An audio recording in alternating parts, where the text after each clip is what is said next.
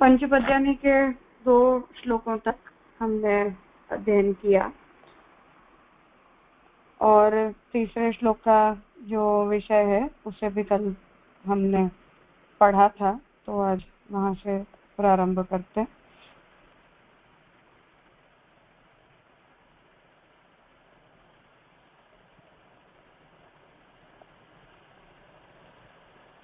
तीसरे श्लोक में मुझे ध्यान है तब तक शायद 2 पैराग्राफ पढ़े थे ना उपक्रम के,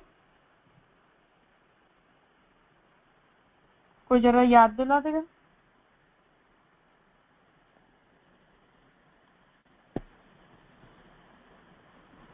हाँ निमिषा,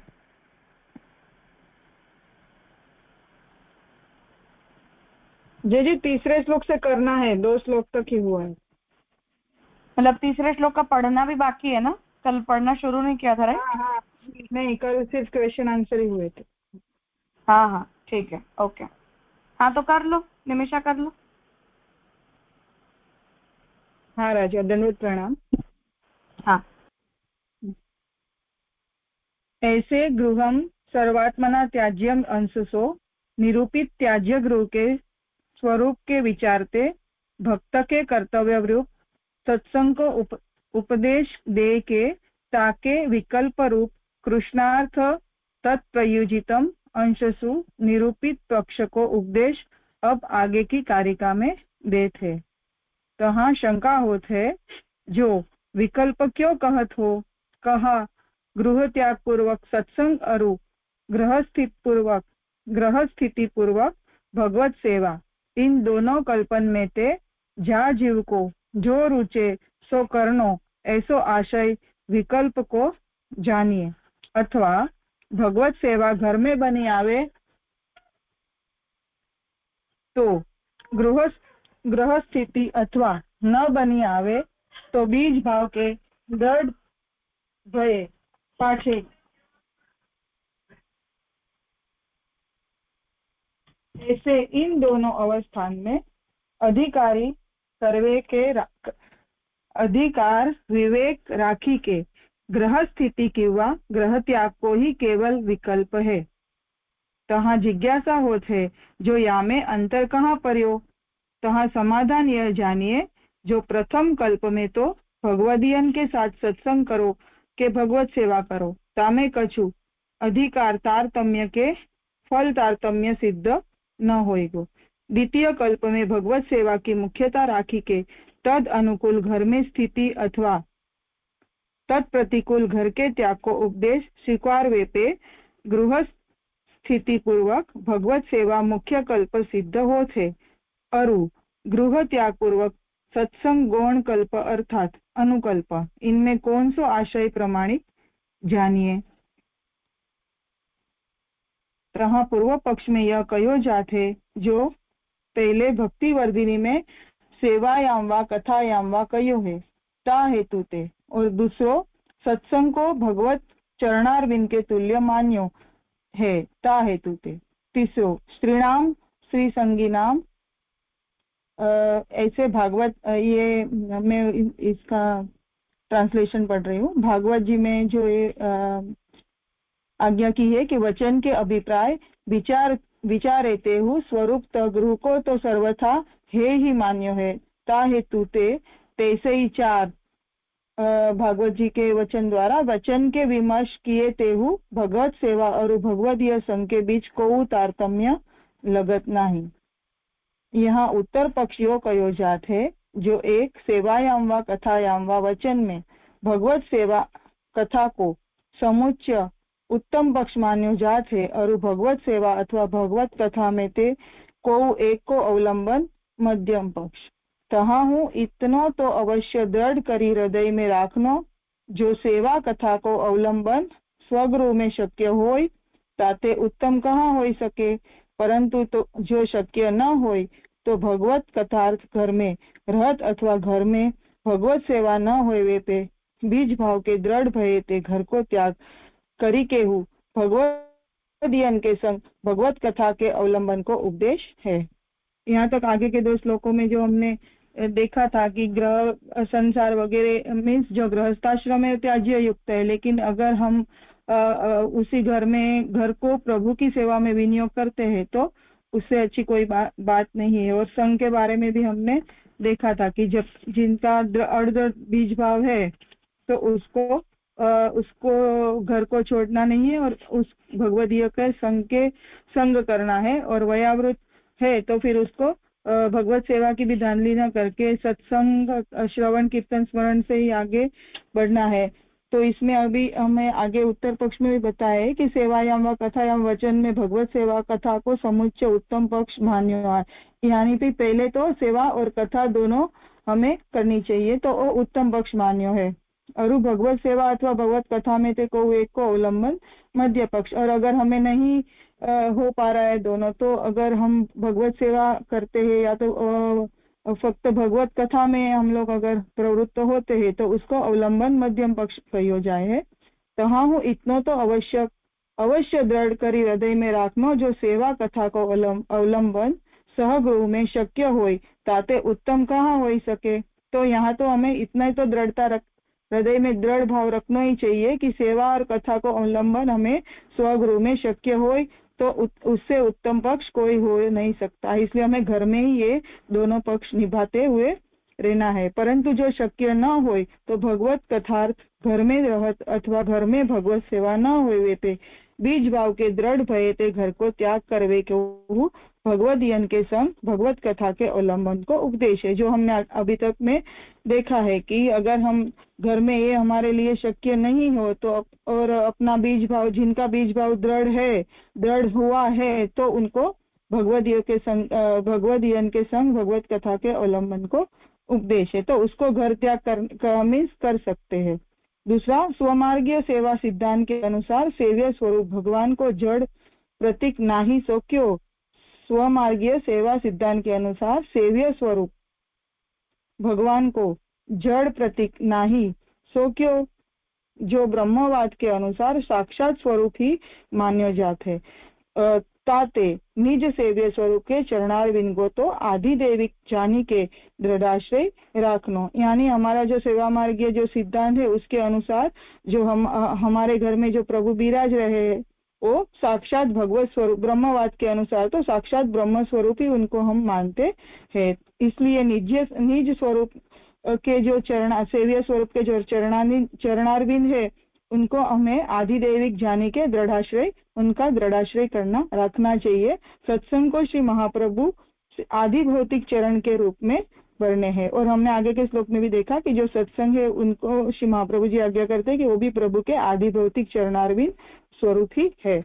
तीसरा, गृहस्थित पुरुष के काज स्त्री संग उपलक्षणतया स्त्री के काज पुरुष संग को दोष महान बाधक तो मान्य गए है, परंतु यथा भाव को उत्तम अधिकारी भगवत सेवा में सहयोगी के भाव सो तो कोहु मध्यम अधिकारी त्रिवर्ग साधन में सहयोगी के भाव सो तो कोहु अधम अधिकारी कामोपभोग में सहयोगी के भाव सो तो कोहु अधम अधिकारी केवल धन लोलुप होय के परस्पर स्त्री संग अथवा पुरुष संग घर में करत है। अभी यहाँ पे आगे बता रहे हैं कि जो गृहस्थित पुरुष है उनके लिए जो हम स्त्री और पुरुष का जो संघ है वो हमको प्रभु सेवा में यथा योग्य अपने को हमें हेल्प हो रही है, उसी हिसाब से हमें उत्तम अधिकारी जो है वो तो भगवत सेवा में वही भाव से संग करता है, और मध्यम अधिकारी है वो त्रिवर्ग साधन में सहयोगी भाव से, और जो अधम अधिकारी है वो तो अपना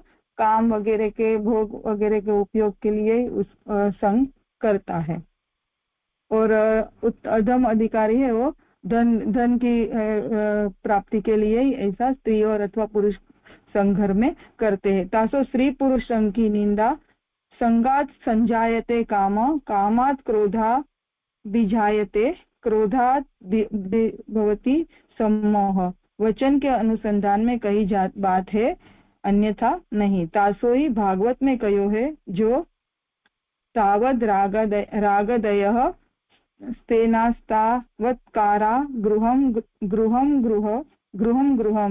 तावन् मोहो अद्रिनिगरो यावत् कृष्णन ते जनाः भागवत जी के वचन से ताते भगवत सेवा परायण भगवदीय की गृह स्थिति को श्री महाप्रभु निबंध में मुक्ति तेरु उत्तम कही बखानत है।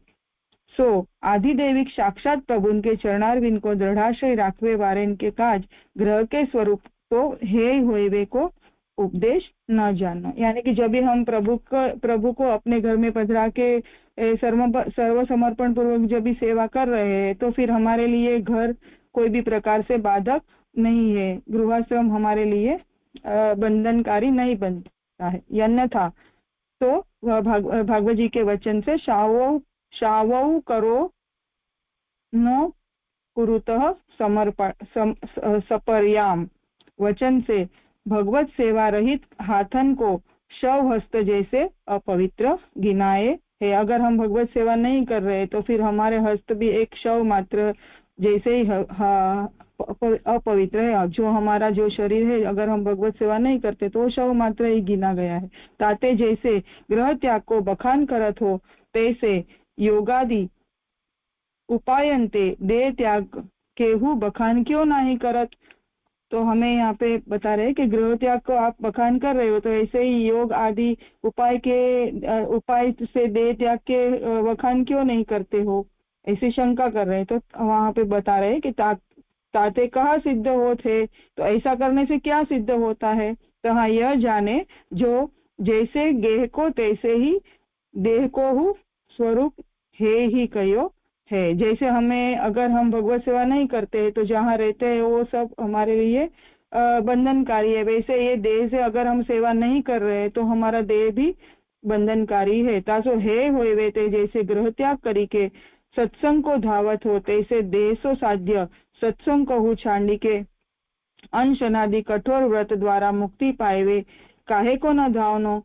जो कहो के मुक्ति ते भक्ति को श्रेष्ठ मानी है तो सत्संग ते तो केवल श्रवणेन्द्रिय अंतकरण जीवात्मा में ही भक्ति प्रकट होते तथा भगवत सेवा के कारण तो देह इंद्रिय प्राण अंतकरण आत्मा तथा सकल आत्मीय पदार्थ में भगवत सत्संग वशात भगवत काम उद्बुद्ध हो सकत है।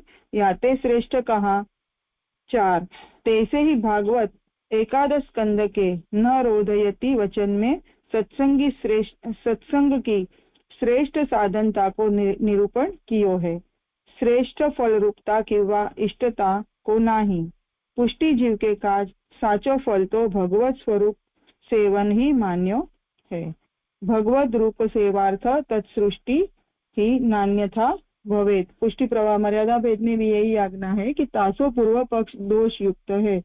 ऐसे जो भगवत सेवा और सत्संग के बीच विकल्प मानत है, यानी हमें भगवत सेवा और सत्संग के बीच विकल्प नहीं है। अगर हम भगवत सेवा नहीं कर सकते हैं तो उसके लिए अनुकल्प बताया है कि भगवत सत्संग सिर्फ कथा पक्ष में रहते हैं। अगर कथा पक्ष और सेवा दोनों, सेवा और कथा दोनों उत्तम ही है लेकिन नहीं कर पा रहे तो ये हमारे लिए अनुकल्प दिखा रहे। अथवा गृह त्याग को अनुकल्प भगवत सेवा को मानत है सो तो सर्वथा मूल वचन में अभिप्रेत आशय है। तासो यहाँ निष्कर्ष यह जानिए ग्रह स्थिति पूर्वक भगवत सेवा रूप मुख्य कल्प को अनुकल्प ही गृह त्याग पूर्वक सत्संग है। यानी जब अगर हमें हो रही है तो हमें ग्रह में रहकर ही भगवत सेवा करनी चाहिए। ये मुख्य कल्प को अनुकल्प गृह त्याग पूर्वक सत्संग है। अगर हम ये नहीं कर पा रहे हैं और बीज दृढ़ है तो गृह त्याग पूर्वक सत्संग कर सकते हैं। अथवा व्यवस्थित विकल्प जानो सो कहा तह कहते जो भगवत सेवा निज गृह में शक्य हो तो सो उत्तम और भगवत सेवा शक्य न हो तो बीज भाव के दृढ़ भये पाछे गृह त्याग पूर्वक सत्संग उत्तम। सो ऐसे सत्संग को निरूपण तो भयो। अब ग्रह स्थिति पूर्वक भगवत सेवा को उपदेश अर्थात कृष्णार्थ तत्प्रयुजित कृष्ण संसार मोचक अंशसु निरूपित पक्ष को उपदेश करत है। यहाँ जे उत्थानिका तीसरे श्लोक की हो गई, आप समझा रहे उसमें? हाँ, इतना करके फिर आगे करें। अब यहाँ दूसरे श्लोक तक शंभुका जी ने ये व्याख्या की कि यहाँ अदृढ़ बीज भाव वाला व्यावृत्त चाहे अव्यावृत्त जब किसी भगवदीय का संग करता है तब किस प्रकार से उसे भगवदी की योग्यता अयोग्यता का परीक्षण करना चाहिए, तत्संबंधी निर्णय द्वितीय श्लोक की टिप्पणी में बताया। अब तृतीय श्लोक में श्याम काका जी ये समझा रहे हैं कि इस तरह से घर त्यागने योग्य होता है, ये अंश में घर को छोड़ देना चाहिए उस त्याज्य ग्रह के स्वरूप का विचार से भक्त जो है उसके लिए सत्संग का उपदेश दिया और उसके विकल्प रूप ये बताया कि कृष्ण के लिए हमें घर का उपयोग करना चाहिए। अब जब हम कृष्ण का उपयोग अर्थात कृष्ण सेवा में उसका हमें उपयोग करना चाहिए, ये बात बताई। अब यहाँ ये शंका होती है कि विकल्प क्यों कहा जा रहा है, क्या गृह त्याग पूर्वक सत्संग और घर में रहकर भगवत सेवा इन दोनों में से जो व्यक्ति क्या जो चाहे वो चुन सकता है, तब तो हम उसे विकल्प कहते हैं। मतलब या तो सेवा कर लो या तो कथा कर लो, आपके पास दोनों ऑप्शंस हैं। अथवा दूसरी बात यह है कि घर में भगवत सेवा घर में हो पाए तो गृह स्थिति, न हो पाए तो बीज भाव के दृढ़ होने के बाद गृह त्याग, ऐसे इन दोनों ही अधिकार विवेक रखकर गृह स्थिति या गृह त्याग को ही, इन दोनों के ही केवल विकल्प हैं। यहाँ ये प्रश्न होता है कि इससे क्या फर्क पड़ता है, तो ये कहते हैं कि जिस स्थिति में हम अपने घर में गृह सेवा कर सकते हैं उस स्थिति में तो भगवदीय के साथ सत्संग करो या भगवत सेवा करो, उसमें अधिकार तारतम्य या फल तारतम्य की कोई सिद्धि नहीं होने वाली है। अर्थात दोनों ही स्थिति में हमारे लिए तो अपने घर में रहना है, भगवान की सेवा करनी है। दूसरे कल्प में अर्थात जब हमसे घर में भगवत सेवा नहीं हो सकती है, उस स्थिति में बीज भाव के दृढ़ हो जाने के बाद हमें जब गृह त्याग करना है, उस स्थिति में भगवत सेवा की मुख्यता रख के तद अनुकूल घर में रहना अथवा भगवत सेवा के प्रतिकूल घर का त्याग करना, ये भी अगर हम स्वीकारते हैं तो भी गृह स्थिति पूर्वक भगवत सेवा जो है वो प्रथम कल्प है। अर्थात फर्स्ट प्रायोरिटी यही है कि हम अनुकूल घर हो तो भगवत सेवा परायण हो, और गृह त्याग पूर्वक जो सत्संग है वो गौण कल्प है, अनुकल्प है। अर्थात अगर वर्स्ट कम वर्स्ट वो अनुकूल व्यवहार अनुकूल वातावरण में नहीं मिलता है तभी हमें घर को छोड़ने के बारे में सोचना चाहिए। अब इन दोनों में से किसे हम प्रामाणिक जाने, अर्थात सेवा और कथा ये दोनों विकल्प हैं या कथा ये भगवत सेवा का अनुकल्प है, ये यहाँ विचारणीय बनता है। अब यहाँ पूर्व पक्ष में ये कहा जा रहा है कि भक्तिवर्धिनी में महाप्रभु जी ने ये कहा है कि सेवा के द्वारा अथवा कथा के द्वारा जो व्यक्ति आजीवन भगवत निष्ठा बनाए रखता है उसे पूर्व में कही गई मानसी की सिद्धि होती है। तो कहने का मतलब ये है कि मानसी की सिद्धि तो सेवा से भी होती है और कथा से भी होती है, तो उसका अर्थ है कि हम दोनों में से कोई भी ऑप्शन चूज कर सकते हैं, फल तो एक ही होगा। दूसरा विकल्प हमें ये मिलता है कि सत्संग भगवत चरणारविंद के तुल्य है, इसलिए उसका भी अपना महत्व है ही। भागवत में भी ये बात कही गई है कि स्त्री जो है और जो स्त्रीणाम स्त्री संगी नाम, मतलब स्त्री का संग और स्त्री के संगियों का संग व्यक्ति को छोड़ देना चाहिए और एक स्थान के ऊपर बैठकर अपने चित्त को एकाग्र करके जीव को जो है वो भगवत ध्यान करना चाहिए। तो इस वचन के अभिप्राय से भी ये बात समझ में आती है कि घर परिवार गृहस्थाश्रम ये उत्तम नहीं होता है। उसी तरह नरोदयति माम यागो यथावरुंदे सत्संगो, इस वचन में भी सत्संग का भगवान ने महात्म्य बताया है कि यज्ञ के द्वारा भी आप मुझे उतने अच्छे प्रकार से प्राप्त नहीं कर सकते जितना आप जो है वो सत्संग के द्वारा प्राप्त कर सकते हो। तो इससे भी ये समझ में आता है कि सेवा में और सत्संग में कोई ज्यादा डिफरेंस माना नहीं गया है, खास करके फल की दृष्टि से। तो फल की दृष्टि से जो है वो हमें दोनों ही स्थिति में भगवत प्राप्ति तो हो ही जाती है, भगवान में चित्त प्रवण हो ही सकता है, इसलिए हमें इन दोनों को ओवरऑल विकल्प के रूप में देखना चाहिए, ऑप्शंस के रूप में देखना चाहिए, ऐसा समझ में आता है। अब यहाँ जहाँ उसका उत्तर पक्ष आ रहा है, मतलब सेवा और कथा ये दोनों विकल्प नहीं होते, ऐसे कहने वाला प्रश्न आ रहा है। तो वहां ये कहते हैं कि सेवायाम व कथायाम व इस वचन में भगवत सेवा कथा पक्ष का समुच्चय, मतलब अवसर के समय में सेवा और ठाकुर जी की सेवा का जब अनवसर हो उस समय कथा, उसे उत्तम पक्ष माना गया है। और भगवत सेवा अथवा भगवत कथा, मतलब ऐसी सेवा जिसमें कथा पक्ष ना हो और ऐसा कथा पक्ष जिसमें सेवा ना हो, ऐसे दोनों में से अगर किसी एक को हम चूज करते हैं तो उसे मध्यम कल्प बताया गया है। वहां भी इतना तो दृढ़ करके हमें जानना चाहिए कि सेवा कथा का अवलंबन हम अपने घर में कर सकते हैं, इससे बड़ा अच्छा क्या हो सकता है। फिर हम बिना बात घर छोड़कर क्यों जाएं जब घर भगवत सेवा के अनुकूल हो।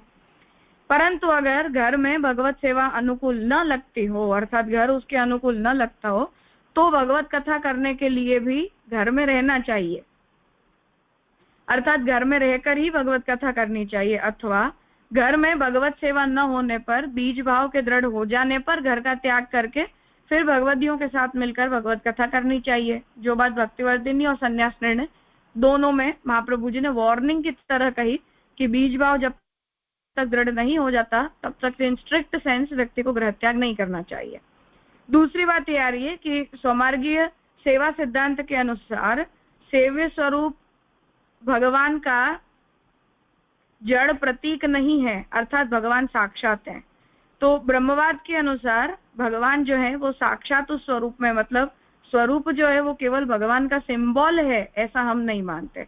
इसलिए हमारे जो सेव्य हैं उनके चरणारविंद तो आदिदैविक हैं, इसलिए सत्संग को तो महाप्रभु जी ने आदि भौतिक चरण कहा है।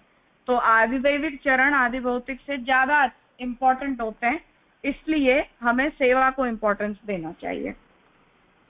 तीसरा यहाँ ये समझ में आता है कि घर में रहने वाले व्यक्ति के लिए स्त्री का संग करना उपलक्षणतया केवल स्त्री का नहीं, मतलब स्त्री के लिए पुरुष का और पुरुष के लिए स्त्री का, दोनों का, तो वो दोनों ही बाधक है क्योंकि वो संसार को और अहंता ममता को बढ़ाते हैं।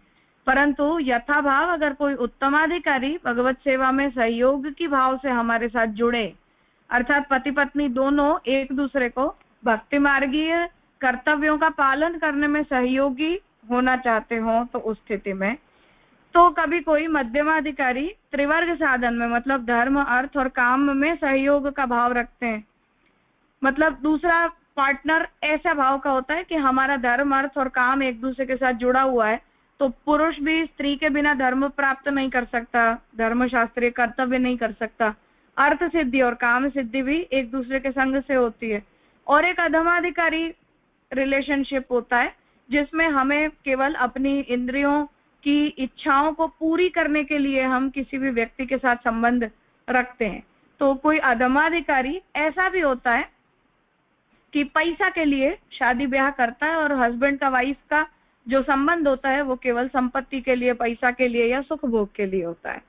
इसलिए स्त्री पुरुष संघ की जो निंदा है वो संघ के द्वारा काम, काम से क्रोध, क्रोध के द्वारा सम्मोह, इस गीता जी के वचन के अनुसंधान में कही गई बात है कि अगर उससे केवल हमारी काम भावना बढ़ती हो और धर्म सिद्धि न होती हो या भगवत प्रेम न बढ़ता हो तो उस प्रकार के सांसारिक संबंध जो है वो दोष युक्त होते हैं।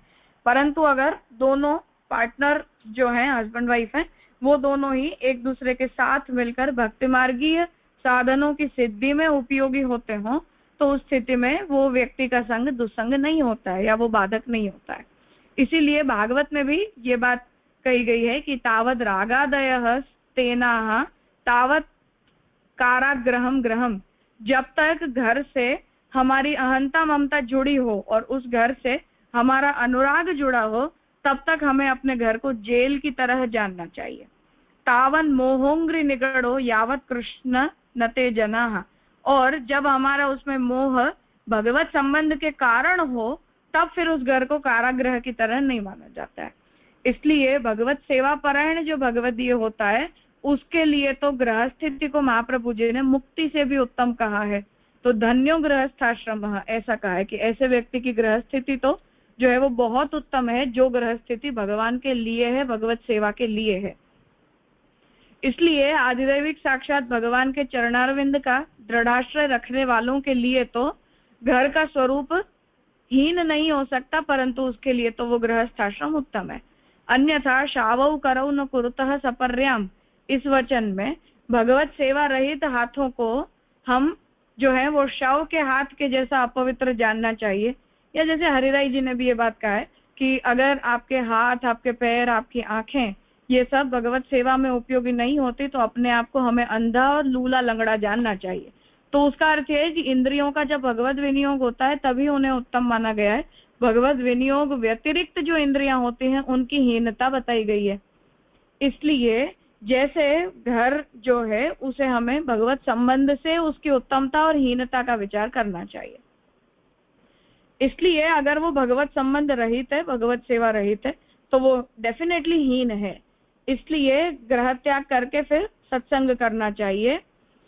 तो वो देह से साध्य जो सत्संग है उसे भी छोड़कर अनशन वगैरह कठोर व्रत के द्वारा मुक्ति क्यों प्राप्त नहीं करनी, अर्थात फिर सत्संग क्यों करना, मोक्ष का प्रयास क्यों नहीं करना। तो कह रहे हैं कि मुक्ति से भक्ति को हमारे यहाँ श्रेष्ठ माना गया है। इसलिए हम जो संन्यास भी लेते हैं या ग्रह त्याग भी भक्ति मार्ग में करते हैं, वो भी भक्ति वृद्धि के लिए करते हैं, तपस्या के लिए, कठोर साधनाओं के लिए या मोक्ष प्राप्त करने के लिए नहीं करते हैं। इसीलिए भक्ति मार्ग संन्यास का एक अपना एक्सक्लूसिव फॉर्मेट श्री महाप्रभु जी ने उसकी साधना, वेश, कर्तव्य, फल सबके साथ संन्यास निर्णय में एक्सप्लेन किया। जो ज्ञान मार्गीय संन्यास के करते अलग है, तो वो महाप्रभु जी यहाँ बता रहे हैं कि इसलिए सत्संग से तो हमारी श्रवण इंद्रिय, अंतःकरण, जीवात्मा तक भक्ति प्रकट होती है।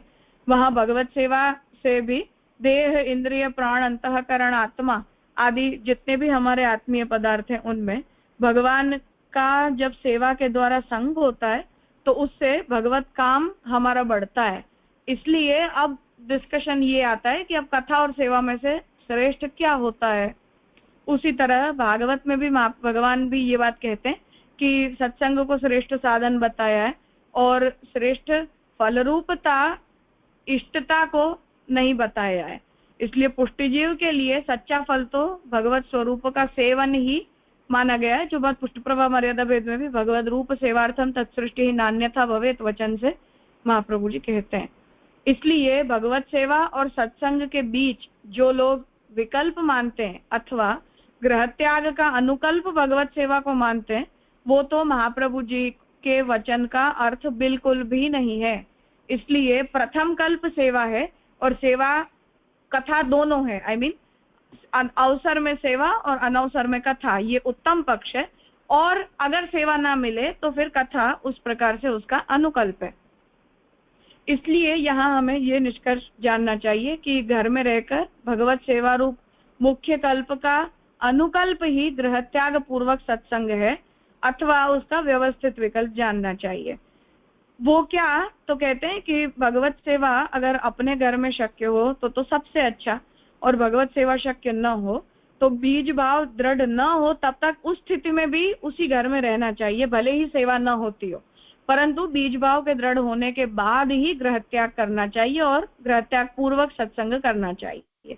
इसलिए ऐसे सत्संग का निरूपण तो महाप्रभु जी ने दूसरे श्लोक के अंदर कर दिया।